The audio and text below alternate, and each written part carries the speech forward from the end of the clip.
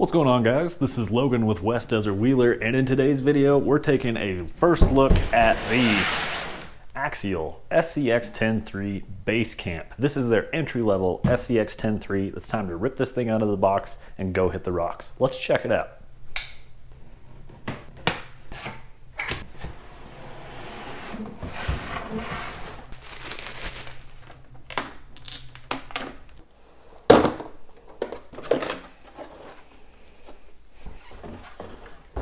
Well, all right, here we have it, guys. We got the new SCX10 base camp. This is a non-licensed body, so it's an Axial truck.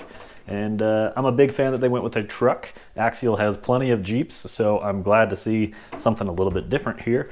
So where this fits in their product lineup is they're phasing out the SCX10 things. It's time to move on to the 10.3, and this is something like the Honcho was. This is going to be the entry-level truck, meaning that you're not paying extra money for the licensing fees for a Jeep or something. You've got this truck, so I'm really looking forward to this one.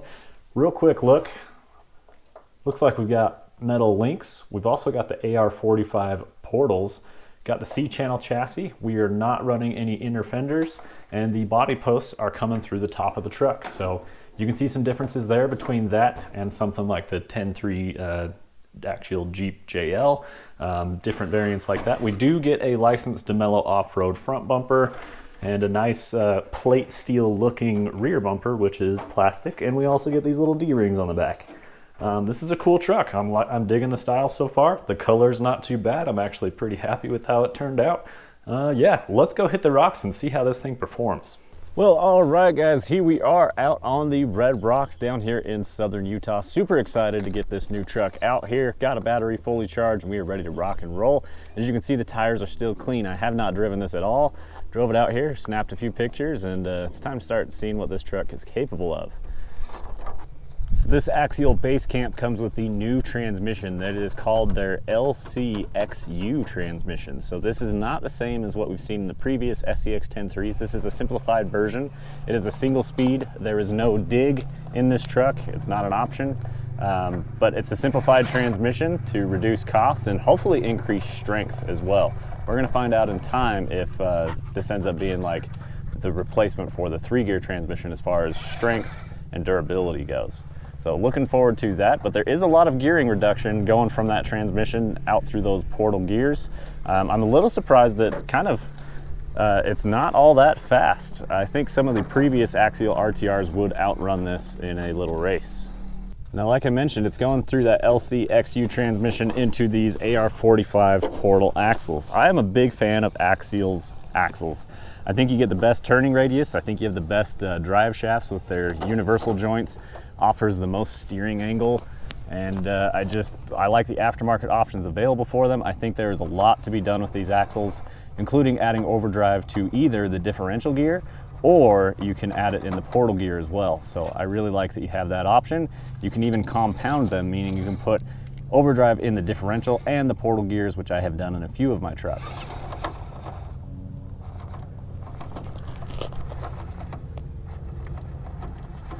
Just trying to find that ledge where these tires want to grab on and pull the truck up. A little bit light on the front in the RTR form. Maybe just a little bit of weight in an aftermarket part might make a difference here. Also, these tires are brand new. They do need to run a little bit before they start gaining a little bit of traction here.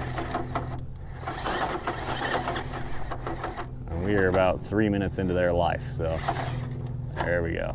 Great work. Speaking of the tires, these are the new and redesigned Falcon Wild Peak tires, and they are a larger and wider design than what they previously had. I think these look great. I really like the design and the tread pattern on these. They look really aggressive, and they look appropriate on a truck like this. Get a close-up detail shot on those Falcon Wild Peaks, and these are Black Rhino Prim wheels on here. They are black. They're a little hard to catch out here, but they are a plastic glue-on wheel and tires, so these are not beadlocks. Again, this is their entry-level truck. We've seen Axial do that style of wheel and tire before on their other entry levels with the glue-on wheels and tires. Their upgraded models typically have a plastic beadlock wheel nowadays. Something I've been paying attention to that I've really been liking is actually the amount of drag brake that you get with this brushed RTR system. With all the gearing reduction in this truck, it offers quite a lot of drag brake, and it really helps out on very controlled descents like this. Able to just crawl and creep downhill. It's probably one of the best drag brakes I've ever seen on any RTR, quite honestly. Great low speed control, and then always throttle out as your rear end gets light. Made that easy. Something I noticed on the internals of this truck is that it has a separate receiver and then has a separate speed control. Don't mind the dog, she's over there chasing lizards. So it's got a separate speed control and receiver, which is nice for upgrading those individually. Axial has done a few where they do a combo ESC receiver, which is fine if you don't intend on changing out your controller or your speed control, but this truck will make doing one at a time much easier and more affordable as you go. The speed controller is waterproof, and the radio is not in a sealed box like we typically see, so I'm curious if this truck itself is waterproof. I would say it's safe for a splash. I certainly wouldn't go throw it inside. I certainly wouldn't go throw it into a river. Man, it looks good out here on the rocks, doesn't it? Lots of belly clearance, lots of clearance overall. This does have steel links, which is a nice feature to have.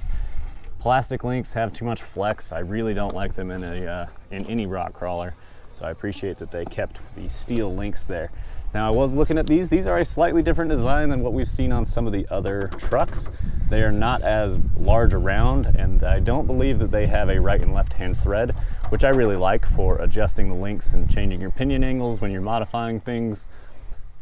So I'm pretty confident that you could take the other 10-3 links and directly swap them onto this truck, have a larger diameter steel link and a little more weight down low and a little more strength as well. So up front, we do have a plastic molded DeMello off-road bumper. This is something you would commonly see on something that would rhyme with Tabroma, which you can see this truck is definitely not heavily influenced by.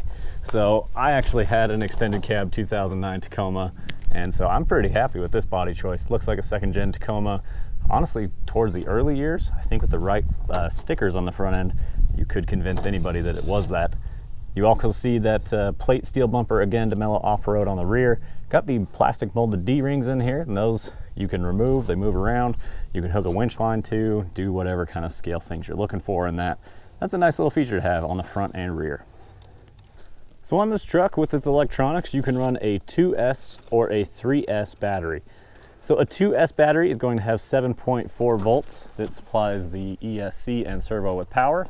And that's going to limit your wheel speed a little bit. It's also going to limit the servo's power. If you are a youth driver or a new driver, I would probably recommend starting out with the 2S, getting a feel for the truck, seeing how things go. If you're a more advanced driver, then I would highly recommend a 3S battery. That's going to give the motor more speed, and it's also going to give your servo a little more strength to get it through some tough spots. But again, I would advise that for advanced or adult drivers. What better place to test side hill capability than on the edge of a cliff? This truck's doing great though, staying planted. I have not seen a truck go off this edge yet, and I would not expect this one to. The suspension on this truck is pretty typical. 3-link in the front, 4-link in the rear. Axial's new aluminum bodied oil-filled shocks, which feel quite nice. They also look a little bit better. They're more of a polished, bright silver aluminum. Hopefully they will cut down on some of the leaking we've seen previously, but time will tell. There we go, nice line. That one's a little difficult to get up with a lot of trucks. This one making short work of it. I keep mentioning that this is the SCX10 3 chassis, but just in case you are unfamiliar, it is a steel C-channel chassis, and it also has length adjustability built in.